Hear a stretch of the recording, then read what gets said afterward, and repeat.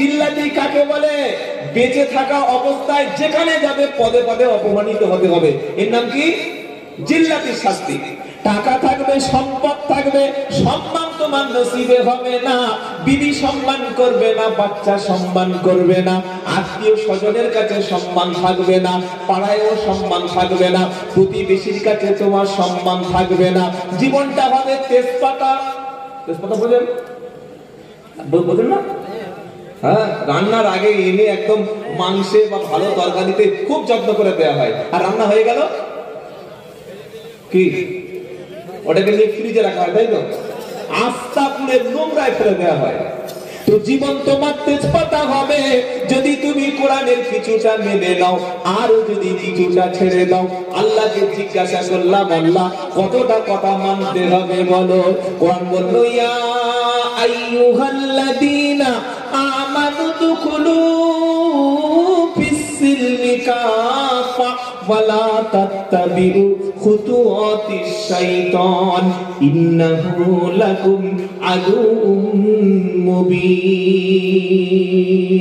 2 নম্বর পারা 11 নম্বর পৃষ্ঠা 7 নম্বর লাইনে 208 নম্বর আয়াত, সূরা নাম বাকারা। ইয়া আইয়ুহাল্লাযীনা আমানু দুখুলু ফিস-সিলমি কাফা, ও বিশ্বাসী ঈমানওয়ালা, তোমরা পরিপূর্ণ ইসলামের মধ্যে প্রবেশ করো, পরিপূর্ণ প্রবেশ করো। তোমার অর্থনীতি চলবে ইসলামের উপরে, শিক্ষানীতি চলবে ইসলামের উপরে, খাদ্যনীতি চলবে ইসলামের উপরে, ধর্মনীতি চলবে ইসলামের উপরে, বিবাহ নীতি চলবে ইসলামের উপরে, রাজনীতি চলবে ইসলামের উপরে। সবকিছু ইসলামের উপরে তুমি প্রবেশ করো। আর শয়তানের অনুসরণ করো না, সে তোমাদের প্রকাশ্য দুশমন। কে দুশমন? শয়তান। আজকে আমরা ইসলামটাকে শুধু ধর্মীয় দিক থেকে মেনে নিয়েছি, কিন্তু অর্থ উপার্জনের সময় টাকা ইনকাম করছে লক্ষ লক্ষ টাকা। যখন বললাম বাবা হারামটা ছেড়ে দাও, হারামটাকে বাদ দিয়ে হালাল উপার্জন করো, তখন বললো হুজুরদের কথা শুনলে বর্তমান বাজারে ধনী হওয়া যাবে না। আমি টাকার দরকার, হালাল হোক আর হারাম হোক, পয়সার দরকার। প্রচুর মুসলমান এই কথা বলে, অথচ নামাজের সময় ফরজ, সুন্নাত, নফল একদম খুঁটিয়ে খুঁটিয়ে পড়ে, ইশরাক পড়ে, আওয়াবিন পড়ে, চাঁদ পড়ে, তাহাজ্জুদ পড়ে, কিন্তু ইনকামের সময় বাহাতে ইনকাম করে, ওজনে কম দেয়, খাদ্যে ভেজাল দেয়, 2 নম্বরে ইনকাম করে, বিশাল বড় ঘর বানিয়েছে, আর ঘরের উপরে লিখে দিয়েছে হাজামিন ফাজলি রব্বি। কি লিখেছে বলুন? হাজামিন ফাজলি রব্বি। বলছে ঘরটা আমার রবের দয়া, কিন্তু পুরো ঘরটাই ইন্টারেস্টের টাকা। বুঝতে পারলেন কি বললাম? এরকম মনে হবে না। পরিপূর্ণভাবে ইসলামে প্রবেশ করতে হবে। করবো বলুন ইনশাআল্লাহ। পরিপূর্ণ ইসলামে প্রবেশ করার জন্য আপনাকে প্রথমে ঈমান আনতে হবে। ভালো এবং মন্দের মালিক হলেন আল্লাহ। কে বলেন? আল্লাহ। আর আল্লাহ পাক বলছেন, তুমি যদি পরিপূর্ণ ইসলামে প্রবেশ করে ঈমান আনো, আমি 5 শ্রেণীর ব্যক্তিকে শুনিয়েছি। 5 শ্রেণীর ব্যক্তির কিয়ামতের দিন, বিচারের দিন, হাসরের দিন, যেদিন আমি আল্লাহ বিচার হব, প্রত্যেকের বিচার করব। 5 শ্রেণীর ব্যক্তির ভয় নাই। কয় শ্রেণী বলুন? কয় শ্রেণী? নাম্বার 1, পারা নাম্বার 1, পৃষ্ঠা নাম্বার 8, লাইন নাম্বার 1, আয়াত নাম্বার 38, সূরা নাম বাকারা। আল্লাহ বলছেন 5 শ্রেণীর মধ্যে প্রথম কে? ফামান তাবিয়া হুদায়া ফালা খাউফুন আলাইহিম ওয়ালা হুম ইয়াহজানুন। আল্লাহু আকবার। প্রথম কে জানেন? যারা কোরআনকে পরিপূর্ণ অনুসরণ করে চলবে, কোরআনের উপরে জীবন যাপন করবে, কোরআনের ধারক বাহক হয়ে যাবে। কোরআনওয়ালাদের কোনো ভয় নাই, কোনো চিন্তা নাই। সুবহানাল্লাহ পড়েন। 2 নম্বর আল্লাহ বললেন কাদের ভয় নাই, চিন্তা নাই? পারা নাম্বার 3, পৃষ্ঠা নাম্বার 6, আয়াত নাম্বার 277, সূরার নাম আল বাকারা। আল্লাহ বলছেন কি? ইন্নাল্লাযীনা আমানু ওয়া আমিলুস সালিহাতি ওয়া আকামুস সালাতা ওয়া আতাউজ যাকাতা লাহুম আজরুহুম ইনদা রাব্বিহিম ওয়া লা খাউফুন আলাইহিম ওয়ালা হুম ইয়াহজানুন।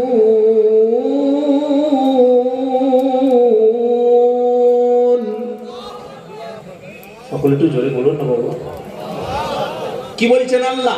নিশ্চয় ঈমান এনেছে যারা, ঈমান আনার পরে ভালো কাজ করেছে যারা, ঈমান আনার পরে আমলে সালেহ ভালো কাজ, নিশ্চয় ঈমান এনেছে যারা, ঈমান আনার পরে ভালো কাজ করেছে যারা।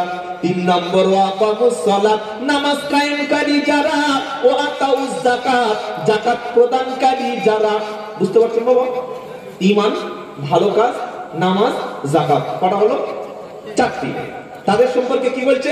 লাহুম আজরুহুম ইনদা রাব্বিহিম, তাদের কাজের পুরস্কারটা, তাদের কাজের মজুরিটা আল্লাহর কাছে জমা রয়েছে। আর আল্লাহ পাক তাদের সম্পর্কে বলছে ফালা খাউফুন আলাইহিম ওয়ালা হুম ইয়াহজানুন, তাদের কোনো ভয় নাই, তাদের কোনো চিন্তা নাই। সুবহানাল্লাহ বলতে ইচ্ছে করে না? আর ওখানে প্রথমে শুনিয়েছিলাম কোরআনওয়ালাদের ভয় নাই, কোরআনওয়ালাদের ভয় নাই। এখানে নামাজ, ঈমান, যাকাত দেনেওয়ালাদের ভয় নাই। বলুন সুবহানাল্লাহ। দুটো হলো, 2। এবার 3 নম্বর আল্লাহ বলছেন মুসলমানদের কোনো ভয় নাই। কাদের? যদি বলেন মুসলমান। কারা?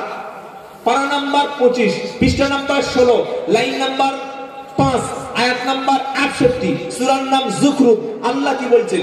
ইয়া ইবাদি লা খাউফুন আলাইকুমুল ইয়াউম ওয়ালা আনতুম তাহজানুন আল্লাযীনা আমানু বিআয়াতিনা ওয়া কানু মুসলিমিন উদখুলুল জান্নাতা আনতুম ওয়া আযওয়াজুকুম তুহবারুন। আল্লাহু আকবার। আল্লাহ বলছেন ইয়া ইবাদ, এটা কিয়ামতের দিন আল্লাহ বলবেন, যেদিন বাচ্চা তার বাপেরকে ভুলে যাবে, স্বামী তার স্ত্রীর পাশ থেকে পালিয়ে যাবে, বন্ধুর সঙ্গে দেখা করে মুখটা ঘুরিয়ে নেবে, ছেলে বলবে আমার বাপ নাই, বাপ বলবে ছেলে নাই। কি আশ্চর্য বলুন তো? হ্যাঁ, কেউ কারো হবে না। সেদিন আল্লাহ ডেকে বলবে ইয়া ইবাদ, হে আমার বান্দা, লা খাউফুন আলাইকুমুল ইয়াউম, আজ কিয়ামতের দিন তোমাদের কোনো ভয় নাই, ওয়ালা আনতুম তাহজানুন, আজ তোমাদের কোনো চিন্তা নাই। জোরে বলি সুবহানাল্লাহ। তো আল্লাহ যখন বলবে বান্দা ভয় নাই, চিন্তা নাই, সুদখোর, ঘুষখোর, খুনি, মার্ডারকারী, মাতাল, কি গো, হ্যাঁ, সব রকম লোক বলবে আল্লাহ বলেছে ভয় নাই, চিন্তা নেই, সবাই চলে যাবে। আল্লাহ দাঁড়া, বান্দা বললেই সব বান্দা হয়ে গেল? বান্দা হওয়ার জন্য দুনিয়াতে 2টো কাজ করা জরুরি। একটা কি? আল্লাযীনা আমানু বিআয়াতিনা ওয়া কানু মুসলিমিন। প্রথম হলো আমার কোরআনের উপরে, আমার আয়াতের উপরে পরিপূর্ণ বিশ্বাস করো। আর দ্বিতীয়, মুসলমান হয়ে তবে তুমি আমার কাছে এসো। আমরা কোরআনের উপরে পরিপূর্ণ বিশ্বাস করি তো বাবা? সকলে বলুন। সকলে বললেন হ্যাঁ, কোরআনের উপর বিশ্বাস করি। যদি কোরআনের উপর পরিপূর্ণ বিশ্বাস হতো, ছেলেকে ইংলিশ মিডিয়ামে দিলাম মাসের শেষে 2000, আর মক্তবে দিলাম মাসে কত? ফ্রি। মনসা বলছেন ফ্রি। কোরআনের প্রতি ভালোবাসি, কি গো? হ্যাঁ, নিউ ইয়র্ক সিটিতে কোরআন পড়াচ্ছে, আর এই খবরটা দেখে পরের দিন কলম পত্রিকা মুসলমানরা কাঁদছে, আল্লাহ কোরআন পড়িয়ে দিল, খুব কাঁদছে। ফেরেশতা বলছে এত বড় চিটিংবাজ? হ্যাঁ, নিউ ইয়র্কে কোরআন পড়াচ্ছে, এখান থেকে দেখে তো চোখের জল পড়লো। আর তোমার ঘরের কোরআনটা খুলে দেখো, কোরআনের উপরে যে ওই কাপড় থাকে না বাবা, যেটা দিয়ে কভার ঢাকা থাকে, ওটা খুলে দেখলাম 10টা টিকটিকি, 12টা আরশোলা, 14টা ছোট ছোট পোকা কেটে কামড়ে পুরো কোরআনটা জাল বানিয়ে দিয়েছে। এটা হিন্দুদের বাড়ি না, খ্রিস্টানদের বাড়ি না, অমুসলিমদের বাড়ি না। মুসলমানরা কোরআনের সাথে এই ব্যবহার করে যেটা অমুসলিমরা করে না। কি গো, সত্য বলছি না মিথ্যা বলছি মনে হচ্ছে? 100-র মধ্যে 90টা বাড়িতে কোরআনকে যে মাজলুম ভাবে রাখা হয়, কোরআনের উপরে যে জুলুম করা হয়, কোন অমুসলিম ওই রকম অপমান কোরআনকে করে না। সত্যি যদি কোরআনকে ভালোবাসতাম, আমার বাড়িতে একটা আলেম পাওয়া যেত, আলেম পাওয়া যেত। ভালো ছাত্র চলে গেল কোথায়? আল আমিন মিশনে। কেন? ডাক্তার হওয়ার লেগে। মেরিটোরিয়াস স্টুডেন্ট, ব্রিলিয়ান্ট স্টুডেন্ট, ও চলে গেল কোথায়? দ্বিতীয় ছেলেটা চলে গেল রামকৃষ্ণ মিশনে। কেন? বড় মাপের ইঞ্জিনিয়ার হবে বলে। আর যে মানটা স্কুল থেকে পালাচ্ছে, স্কুলে গেলে স্যারের মাথায় থুতু ফেলছে, স্কুলে গেলে লক করে দিয়ে চলে আসছে, মসজিদে গিয়ে জুতো চুরি করে নিয়ে চলে আসছে, পরের দোকান থেকে চুরি করছে, তখন মাথায় হাত দিয়ে চিন্তা করছে, আল্লাহ একে কোন গ্যারেজে দিই। ইমাম সাহেবের কাছে গেছে, গিয়ে বলছে, হুজুর একটা বাঁদর আছে, মানুষ করতে পারছি না। বলে বাঁদরটা বলছে, বললে আমার সেই ছোট বাঁদর, ছোট বাঁদরটা। আপনার ছেলে নাকি? বলে হ্যাঁ। ছেলে কোনদিন বাঁদর বলে না, ওর কাজগুলো বাঁদরের মতো। বলে কি উপায় আছে বলুন? বলে একটা উপায় আছে, ওটার মাদ্রাসায় দাও। কোথায়? যে বলে না, 1 নম্বর A1 কোয়ালিটির ছাত্রটা গেল আল আমিনে, ডাক্তার MBBS হবে, MD হবে, আরো বড় মাপের ডাক্তার হবে বলে। হ্যাঁ, আর যেটা আরো হাই কোয়ালিটি, যেটার আরো মেরিটোরিয়াস স্টুডেন্ট, যার ব্রেনটা একদম সুপার ফাস্ট, মানে 5G-র মতো ব্রেন, ওই ছেলেটা গেল ইঞ্জিনিয়ার হওয়ার জন্য রামকৃষ্ণ মিশনে।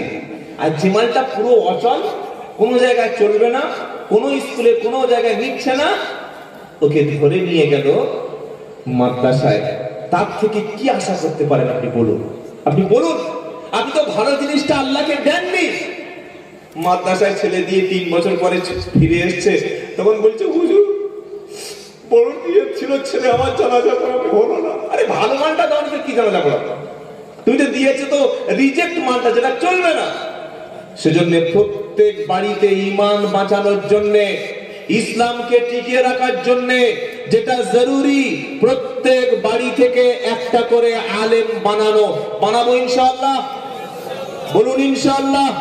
নবী বললেন, কুন আলিমা, তুমি আলেম হও, আলেম না হতে পারো আও মুতাআল্লিমা, কমপক্ষে আলেমের ছাত্র হও, আলেমের ছাত্র না হতে পারো আও মুস্তামিআ, কমপক্ষে আলেমের কথা শোনো, আলেমের কথা শোনার মতো যদি সময় কিংবা সুযোগ না থাকে, আও মুহিব্বালাহু, কমপক্ষে আলেমের ভালোবাসার মানুষ হয়ে যাও, ওয়ালা তাকুনিল খমিসা, 5 নম্বর যেন হয়ো না।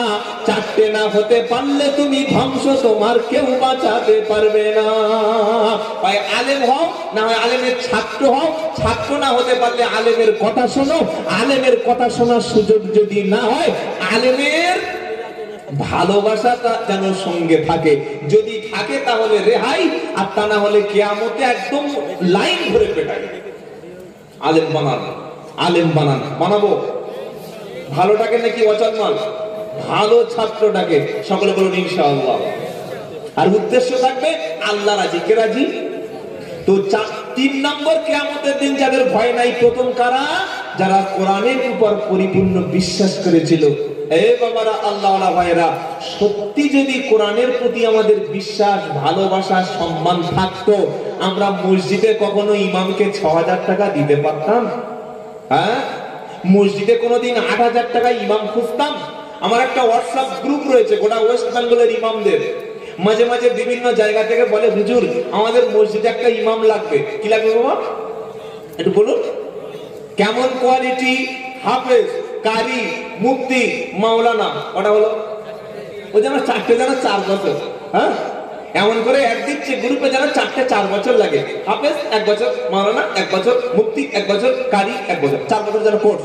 খালি হাফেজ হওয়ার জন্য মিনিমাম 3টে বছর 24 ঘন্টার মধ্যে 18 ঘন্টা ঘুম হারাম করে বারবার পড়ে সবক পড়া আমক্তা দিয়ে বারবার রিভাইজ করে রিহার্সাল করে এক জায়গায় বসিয়ে সূরা ফাতিহা থেকে নাস পর্যন্ত 114টা সূরা, 30টি পারা, 540টা রুকু, 6666টা কম বেশি আয়াত, 2,37,360টি অক্ষর নির্ভুল ভাবে, কখনো একালিক, কখনো তিনালিক, কখনো চারালিক টান, কখনো গুন্না, কখনো ছাড়তে হবে। এইভাবে যিনি বিশুদ্ধভাবে এক জায়গায় চোখ বন্ধ করে শোনাবার দক্ষতা, ক্ষমতা, এবিলিটি অর্জন করেছেন, তার নাম কি? ওটা হাতের মোয়া হাফেজ, হাফেজ হয়ে গেল 3 বছর। এখন মাওলানা শর্ট কোর্স ওই আমাদের মেমারিতে হচ্ছে, আমাদের উত্তর 24 পরগনায় আছে 6 বছরে, কিন্তু মিনিমাম একজন দাওরা হাদিস দিতে গেলে কমপক্ষে 9 বছরটা সময় লাগা দরকার ভালো করে করতে গেলে। হ্যাঁ, আগে অনেক সময় লাগতো, এখন ওলামারা অনেক ফিকির করে একটু সময় কমিয়ে নিয়েছে। তাহলে কত গেল? সে বলুন 12।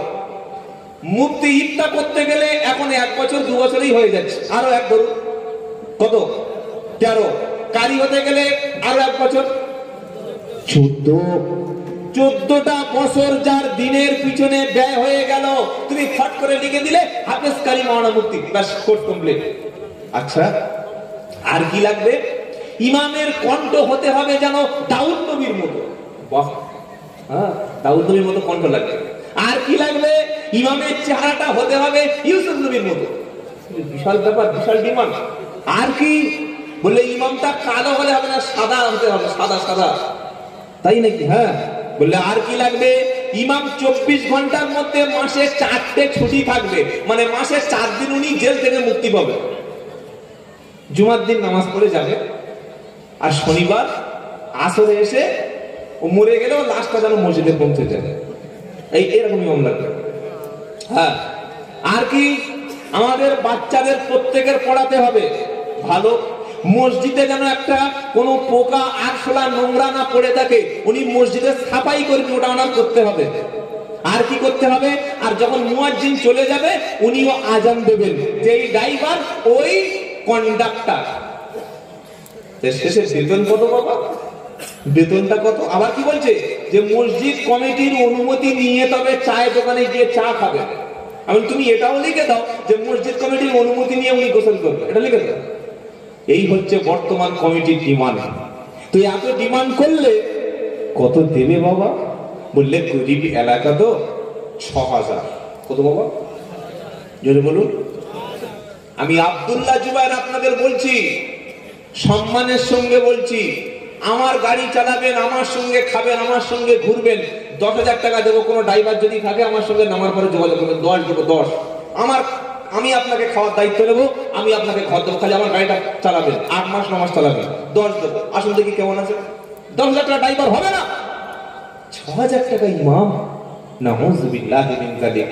বর্তমান বাজারে যে পরিস্থিতি, একটা ইমামের মিনিমাম 13 থেকে 14,000 টাকা ছাড়া ইমামের ইমান বাঁচানো সম্ভব হবে না, এটা লক্ষ্য রাখবেন। আপনি বললেন গরিব মসজিদ, তো মসজিদে 22 লাখ টাকা খরচ করে টাইলস কেন? মসজিদে 4টে এসি প্ল্যানেট কেন? কি লাভ আছে? যোগ্য ইমাম রাখলে মহল্লার মধ্যে দাওয়াতের কাজ করে, দিনের কাজ করে, ছেলে মেয়েদের কোরআন শিখে একটা মহল্লাকে পরিবর্তন করে দিতে পারে যোগ্য ইমাম। বলুন সুবহানাল্লাহ। কোরআনকে ভালোবাসি মুখে যেমন বলেছেন, বাড়িতে ফিরে গিয়ে উপযুক্ত হাদিয়া পয়সা তোহফা দিয়ে নিজের সন্তানকে কোরআন শিক্ষা দেবেন। বলুন ইনশাআল্লাহ। খায়রু মান ক্বারা আল কুরআন ওয়া আমিলা বিমা ফিহি উলবিসা ওয়ালিদাহু তাজান ইয়াউমাল কিয়ামাহ। কোরআন ওয়ালা ভালো, উমরা করতে গেছেন ভালো, কিন্তু মনের মধ্য থেকে হিংসা অহংকার যেন পার হয়, আল্লাহ তৌফিক দিন। বলুন আমিন। ইসলাম কি? ইসলাম হলো আল্লাহর কাছে, আল্লাহর আইনের কাছে, আল্লাহর বিধানের কাছে নিজের ইচ্ছাটা কুরবানি করে আল্লাহর হুকুম মতো, নবীর তরিকা মতো জীবন যাপন যিনি করেন তিনি হলেন মুসলমান।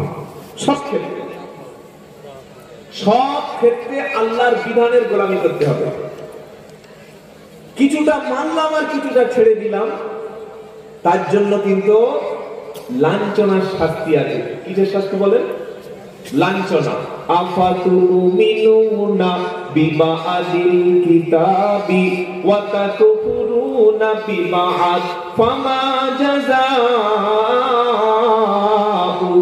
মান ইয়াফআলু যালিকা মিনকুম ইল্লা খিজয়ুন ফিল হায়াতিদ দুনিয়া ওয়া ইয়াউমাল কিয়ামাতি ইউরাদ্দুনা ইলা আশাদ্দিল আযাব ওয়া মাল্লাহু বিগাফিলিন আম্মা তা'মালুন।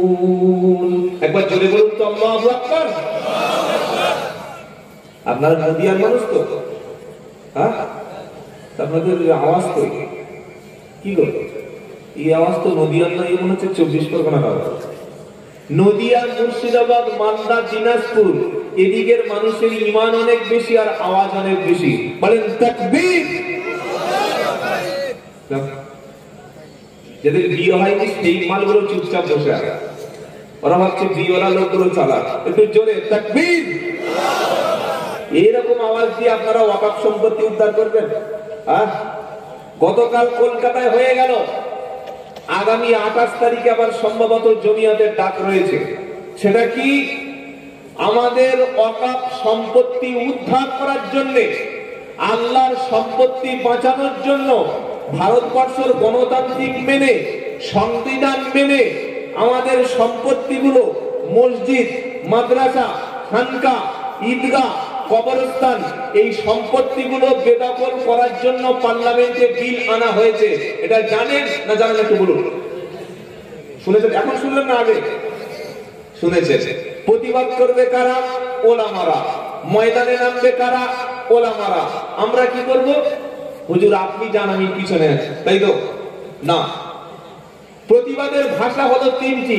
এক, ক্ষমতা দিয়ে প্রতিবাদ করা। মান রা মিনকুম মুনকারা ফালিয়ুগাইর বিয়াদিহি।